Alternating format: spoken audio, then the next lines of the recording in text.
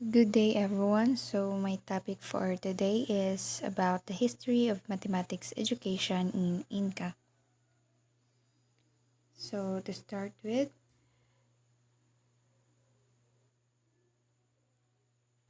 the Inca Empire is the greatest pre Columbian empire on the American continent, extended from Ecuador to central Chile for more than 5,000 miles. Its capital was Cuzco, established in the high Peruvian Andes. This highly advanced civilization developed a counting system used to run the empire, in particular, to build the Inca to do computations using a yupana, which is an ancient calculating device. And later on, we will discuss what is yupana and its role during Inca civilization. So here is the Inca territory. So the Inca Empire existed only between circa 1400 and 1533 AD, and the entire collapsed upon the arrival of the Spanish conquistadors led by Francisco Pizarro. And the Inca Empire truly was an empire. It was ruled by one emperor, or when we say an empire, it was ruled by one emperor or king. So the word Inca means king in Quechua. Later, the word Inca was applied as the name of the entire empire.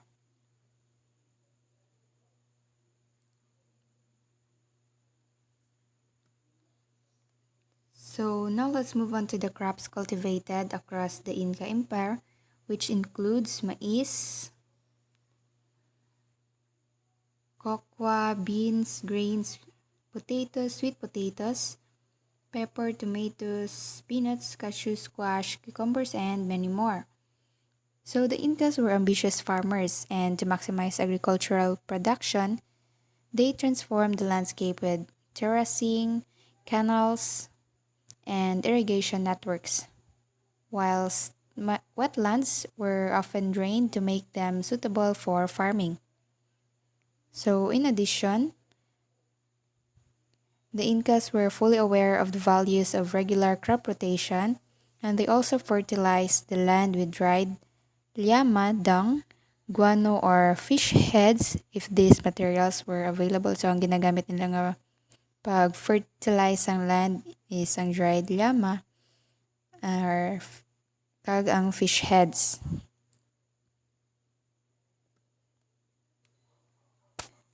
So they also have their architecture. So the Inca architecture includes some of the most finely worked stone structures from any ancient civilization. Inca buildings were almost always practical and pleasing to the eye. They are also remarkably uniform in design with even grand imperial structures, taking on a similar look to more humble buildings, the only significant differences being their much larger scale and quality of finish. Fond of duality in many other areas, another feature of Inca architecture is that it typically incorporated the natural landscape, yet at the same time managed to dominate it to create an often spectacular blend of geometrical and natural forms. So, one example of the architecture of the Incas was the Machu Picchu, which stands 2,430 meters above sea level in the middle of a tropical mountain forest in an extraordinarily beautiful setting. It was probably the most amazing urban creation of the Inca Empire. At its height, its giant walls, terraces, and ramps seem as if they have been cut naturally in the continuous rock escarpments.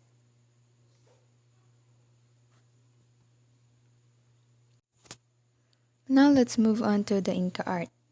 Inca art is best seen in highly polished metalwork, ceramics, and above all textiles, with the last being considered the most prestigious by the Incas themselves. Designs often use geometrical shapes, are standardized and technically accomplished. The European invaders destroyed much of the Inca art, either for sheer monetary gain or religious reasons, but enough examples survive as testimony to the magnificent range and skills of the Inca artists. So the Incas were highly skilled in many crafts. They were expert weavers and embroiders, often using finely spun wool from alpacas and llamas. They used feather as part of their dress and wove them into clothing for special occasions. While sa mga king naman, they used fine fabrics and mostly made from the softest, most luxurious cloth embroidered with gold and silver and decorated with bird feathers. So the Inca also used feathers to decorate headdresses and tunics and to make mistakes. And pottery was made for religious ceremonies but also for everyday use, often with colorful patterns. And the Inca also loved prestigious stones such as turquoise and used them for jewelry and decoration. They excelled at working metals such as silver, copper, and gold.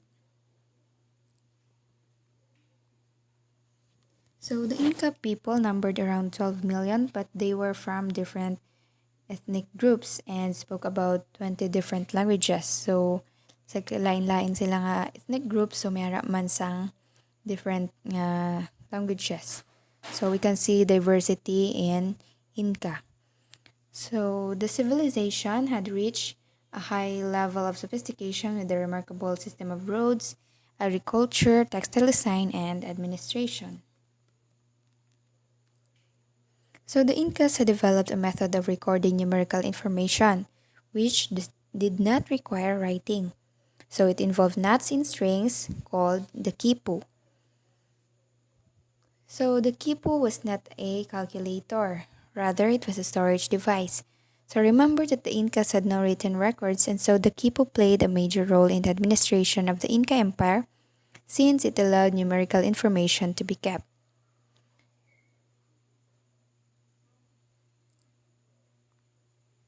So the quipu consists of strings which were knotted to represent numbers. So a number was represented by knots in the string using a positional base 10 representation. So if the number 586 was to be recorded on the string, then 6 touching knots were placed near the free end of the string. A space was left, then 8 touching knots for the tens, another space, and finally 5 touching knots for the hundreds. So here is the illustration of 586 recorded on the string. So there are many drawings and descriptions of quipus made by the Spanish invaders. Garcilaso de la Vega, isa siya ka Spanish invader whose mother was an Inca and whose father was Spanish. He wrote, according to their position, the knots signified units, tens, hundreds, thousands, 10,000s, and exceptionally 100,000s, and they're all well aligned on their different chords as the figures that an accountant sets down column by column in his ledger.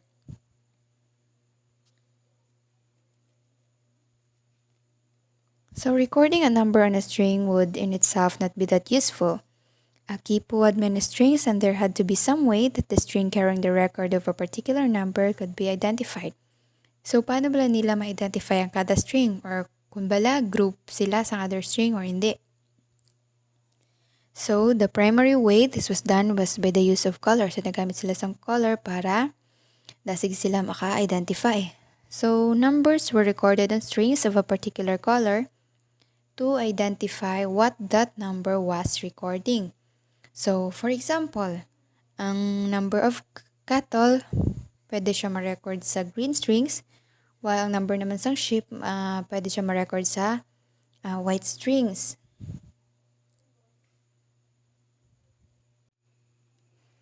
The colors each had several meanings, and some of which were abstract ideas, and some are concrete, just like the cattle and sheep natin nga example. And white strings had the abstract meaning of peace, while red strings had the abstract meaning of war. So, sa example, makita natin red and white na string. So, as well as the color coding, another way of distinguishing the strings was to make some strings subsidiary ones, tied to the middle of a main string rather than being tied to the main horizontal chord. So, As it is seen sa picture, ang cord nga nakatay sa horizontal cord or primary cord is called the main nga cord. And the one that is tied to the main string is called the subsidiary cord.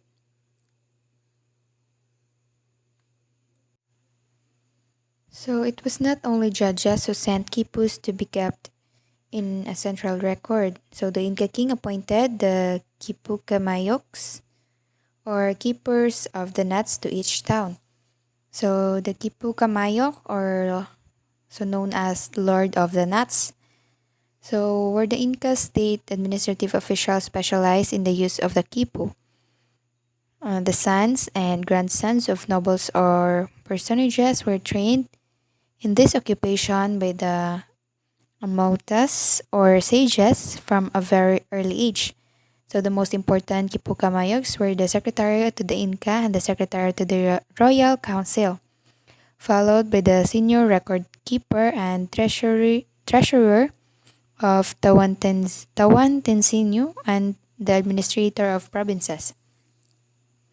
However, each city, village, and town, no matter how modest, had scribes or record keepers and treasurers of the empire.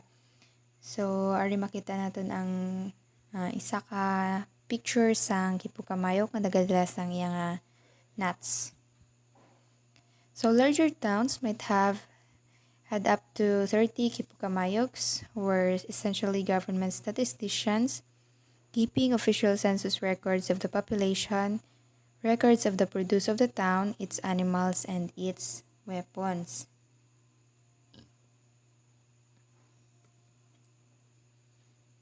Much information of the quipus comes from a letter of a Peruvian Felipe Guamad Poma de Ayala to the King of Spain, written about 80 years after the Spanish conquest of the Incas. So this remarkable letter contains 1,779 pages, and there are several drawings which show quipus. So a fascinating aspect of one of this drawing is a picture of a counting board in the bottom left-hand corner of one of them. This is called the Yupana and is presumed to be the counting board of the Incas. So what is a Yupana, or what does Yupana look like? So this picture shows a Yupana. A Yupana is the name given to the counting device or abacus of the Incas in the indigenous Andean language of Quechua, which is Yupay means to count. So, ang Yupana ang ginagamit sang Inca people to count and perform arithmetic. So, the Inca utilized a device known as the Yupana, a Fibonacci number, grid-based calculator capable of computing complex mathematical equations. So, such devices were used by the Inca to conduct tribute taxes, accounting, and trade. So, an important insight to the purpose of the Yupana is its size and material. As Spanish colonization progressed, the local economy became ever more mobile through the connection of Asia, Europe, and the Middle East to Spanish silver. The indigenous adapted their computational tools to the requirements of a more expansive economy by creating smaller and lighter Yupana. So, mayara sila ginubra nga Yupana using carved wood. So, makita natin nila sa isa ka picture ang Yupana, which is made of a card ng wood siya ang gingamit. So, this quick adoption by the native populace shows their understanding of economics through the creation of more mobile and easily used Yupana. So furthermore, the shift from pre-colonial stone Yupana to the wooden Yupana provides insight as to the demand of indigenous computation. The production of wooden yupana was obviously faster than carving them from stone and weighed significantly less, so they were easier to transport from port cities inland. So katungod ang kahoy magaan siya kumpara sa inang stone, mas tasig nila habit-bit-bit lang nila kung sa diin. So all of these factors are analogous to growing economy and hint at Spanish dependency or advanced indigenous mathematical process to aid in this growth. So for additional information about the Yupana and how to use the Yupana, I have here the video for us to watch. Welcome to a lesson on Inca counting boards. To keep good records, the Incas used quipus to record quantities of items. A quipu is a collection of cords with knots in them, which we will discuss more in the next lesson. Before making records, the Incas often needed to do computations. To do these computations, they would sometimes use a counting board constructed with a slab of stone. In the slab were cut rectangular and square compartments so that an octagonal or eight-sided region was left in the middle, which would be this region here.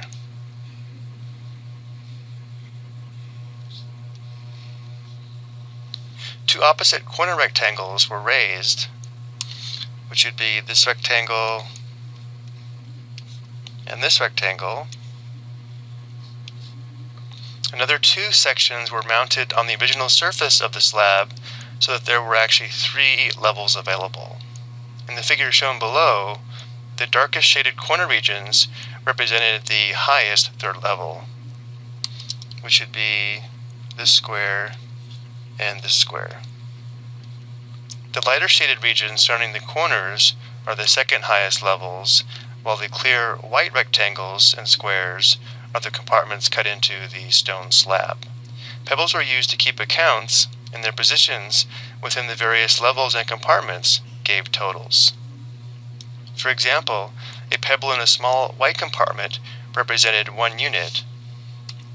So looking at our diagram here, all these compartments would be worth 1.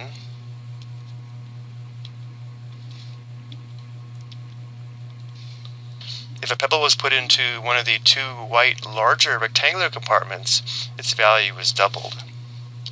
So pebbles in this compartment and this compartment were doubled, or worth 2 each. When a pebble was put into the octagonal region in the middle of the slab, its value was tripled, which would be this region here. If a pebble was placed on the second shaded level, its value was multiplied by 6. That would be here and here. And finally, if a pebble was found in one of the two highest corner levels, its value was multiplied by 12. That would be here and here. Different objects could be counted at the same time by representing different objects by different colored pebbles. Let's look at an example. Suppose a circle represents 1 dog and a square represents 1 goat. Determine the totals shown on the counting board. Let's begin by labeling the value of each compartment. Remember, the smallest compartments in the white region are worth 1 each. And there are a total of 12 of these compartments. Next, these two larger white rectangles are worth 2 each, here and here. The 8-sided compartment in the middle is worth 3 each. And in the corners, the second highest levels are worth 6 each, here and here. And the highest level is worth 12 each, here and here. Let's begin by determining the value of the red circles, which represent the number of dogs. Notice how there are 2 pebbles in this compartment here worth 12 each, so we'd have 2 times 12, plus we have 2 pebbles here worth 6 each, so 2 times 6, plus looking at the compartment in the center, these 2 pebbles are worth 3 each, so we have 2 times 3, plus we have 3 pebbles here worth 2 each, so 3 times 2. And now we're down to the compartments that are worth 1 each. There are 3 red pebbles here, so we have plus 3 times 1. So we have a total of 24 plus 12 plus 6 plus 6 plus 3. So we have 24 plus 12, that's 36, plus 6, that's 42, plus 6 is 48, plus 3 is 51. And each red circle represents 1 dog, so we have 51 total dogs. Now let's determine the value of the blue squares, which represents the number of goats. Again, let's start at the highest compartments, or the compartments worth the most. Here we have 1 pebble worth 12, so 1 times 12, plus these 3 pebbles are worth 6 each, so we have 3 times 6, plus there aren't any blue squares in this compartment here, where each pebble is worth 3, so we'll go to the compartments worth 2, this compartment and this compartment. Notice how there's 1 blue pebble here, as well as 1 here, so we have 2 pebbles worth 2 each. So we'll finally look at the compartments that are worth 1. We have a total of 3 blue squares here worth 1 each, so plus 3 times 1. So we have a total of 12 plus 18 plus 4 plus 3. So we have 37. So there's 37 total goats. Okay, I hope you found this helpful.